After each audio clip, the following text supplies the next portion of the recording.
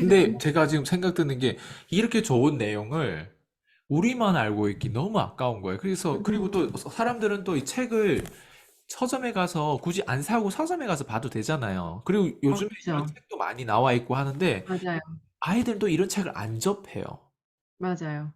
그리고 이런 책을 굳이 읽어야 될 이유가 없고 또 아이들만의 우선순위가 있잖아요. 엄마들이 또 맞아요. 우선순위가 있고 엄마들도 네. 지금 아이 얘기하는 게 아니라 엄마의 얘기하잖아요, 사실. 네. 근데 포인트는 우리가 이렇게 좋은 내용을 우리는 일단 경험하고 아예 이걸 믿고 붙잡고 있는데 이걸 네. 아직 붙잡지 못한 사람들은 어떻게 보면 운이 안 좋을 수도 있어요. 왜냐면 음, 이런 방송이 그 사람한테 뭔가 연결되지 않고 노출이 안 됐거나 음, 아니면 독서의 중요성이 어느 정도 그 사람이 각인 못 됐고 아직 음. 거기까지 연결이 안 된 사람들이 있는데 이런 문제는 어떻게 해결했으면 좋고 실제로 독서를 못했을 때, 그리고 이런 어떤 영상, 이런 오디오, 뭐 이런 인터뷰, 이런 방송을 잘 보지 못하고 노출을 못했을 때, 그 사람들의 오는 사실 잠재적인 피해가 훨씬 더 크잖아요. 오히려 이런 것들을 맞아요. 봄으로 인해서 내가 그래도 음, 조금 자꾸 한 번 우리가 또 이걸 본다고 해서 기억되는 건 아니잖아요. 맞아요. 이게 또 자꾸 각인시키고 자꾸 주입시켜야 되는 부분들인데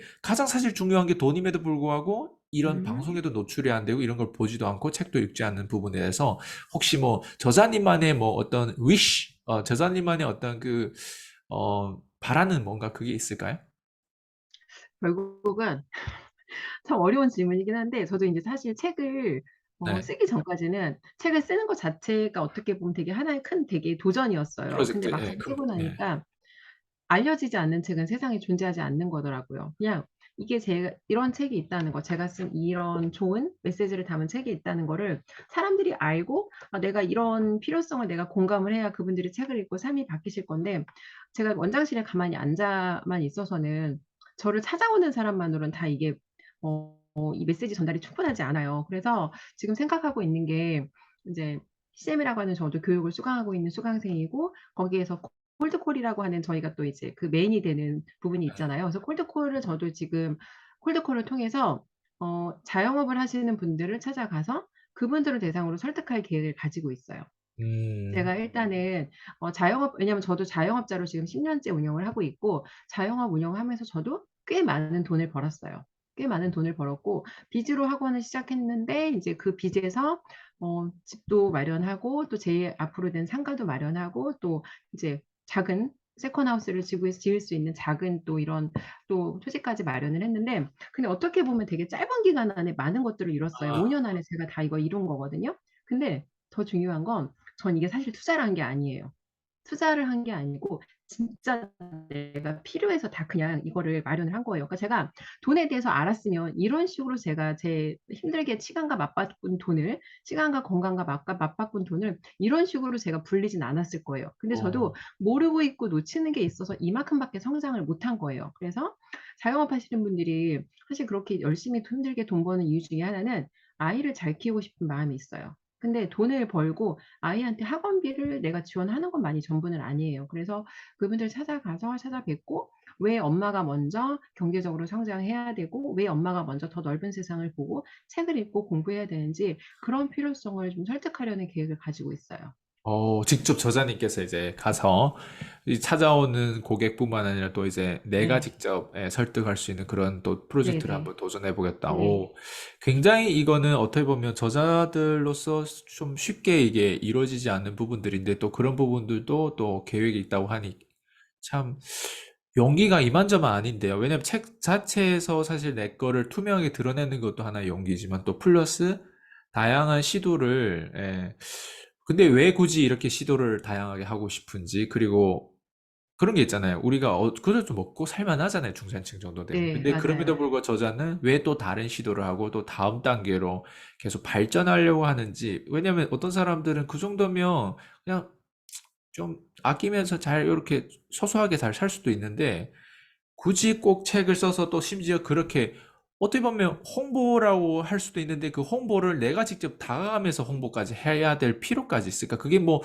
완전 뭐 거대한 막 사명자도 사실 그게 사실 그 진행되는 게 어렵잖아요. 근데 그럼에도 맞아요. 불구하고 꼭 이렇게 자꾸 뭔가 시도하고 발전하고 추진하려고 하는 그런 어떤 의도, 혹시 그런 어떤 목적, 뭐 어떤 그런 생각들이 있어요? 그런 어떤 뜻이 있나요? 음. 이게 사실은 사실 저도 쉬운 결정은 아닌 것 같아요. 그죠? 일단 이 책을 쓰는 것 자체가 어떤 어머님께서 그러시더라고요. "이 책을 쓰거나 이런 수업을 하는 걸 어떤 학부모들은 싫어할 것 같다. 제가 그쵸. 걱정된다."라는 말씀을 해 주셨어요. 이게 왜냐하면 "학원은 대학 가는 교육을 팔아야 되는데 대학이 인생의 전부가 아니다." 이런 메시지를 준다는 것 자체가 어떻게 보면 학원의 목적과 약간 반대되는 그런 생각인 거잖아요. 근데 항상 그랬던 것 같아요. 제가 처음에 학원을 시작했을 때 어떤 마음으로 학원을 시작했는가를 보면 아이들과 어머님들의 시간과 돈이 낭비되지 않고, 그러니까 항상 저한테 뭔가 약간 리스크가 있더라도 어떤 분이 저희 학원에 등록을 하러 왔는데 저희 학원의 모든 아이들이 맞진 않아요. 그럼 저는 상담을 할 때 최대한 솔직하게 그 사람 입장에서 상담을 해 드렸어요. 저희 학원에 안 맞는 아이들도 있어요. 그럼 그런 경우에는 이 아이에게는 저희 학원 수업 방식이 잘 맞지는 않을 것 같다고, 이러이러한 수업을 진행하는 게 쪼금 더 이 아이에겐 적합할 것 같다고 해서 돌려보낸 아이들이 있어요. 그리고 저희 학원에 다니는 아이들도 제가 봐서 이제 어머니의 비용이 낭비되고 있는 거죠. 그럼 그 부분을 설득해서 뭐 인제 뭐 공부를 잠깐 쉬게 한다거나 아니면 쪼금 더 이 아이가 효율적으로 시간과 돈을 쓸 수 있는 방법을 제가 제안한다거나 그런 식으로 진행을 했고, 지금 보니까 코로나로 사실 학력 격차가 되게 심하게 벌어졌거든요. 그리고 예전에는 영어 하나로 인생 역전이 가능했어요. 저 같은 경우도 영어 하나로 여기까지 올라왔고 중산층까지 먹고 살 만할 수 있게 됐는데, 지금 이 시대 아이들은 영어 하나 가지고 그렇게 인생 역전을 하기가 어려워요. 안 돼요. 그래서 이 아이들에게 정말 필요한 가치를 내가 줘야 하고, 그러니까 제가 사실 이렇게 용기를 내는 거는 첫 번째는 저 자신을 위한 성장이에요. 제가 아까 돈만으로 해결되지 않는 문제가 있다고 맞아요. 말씀을 드렸잖아요. 사람이 돈으로 어느 정도 삶에 만족이 되면 그다음부터는 아까 말씀하셨던 그 경비원 모드에 들어가요. 내려놓고 싶지 않아요. 내가 쥔 것들을 내려놓고 싶지 않고 이 삶의 어떤 이 안정적인 이 느낌을 유지하고 싶어서 그때부터는 최대한 몸을 사리고 도전을 하게 되지 않아요. 근데 사람이 그렇게 안정적으로 도전하지 않는 상태에 오면 굉장히 이상한 정신병이 와요. 정신적으로 사람은 본능적으로 내가 뭔가 세상에 내가 기여를 하면서 어, 성장할 때 그 보람과 가치로 사람은 살아가는 거거든요.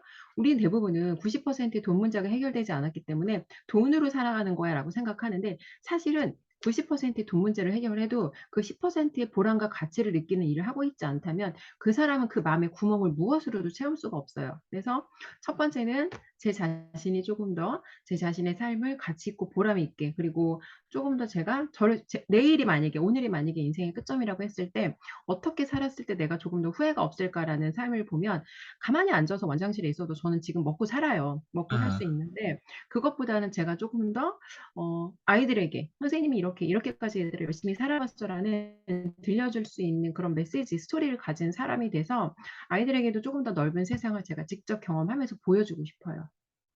네. 와우. 멋져요.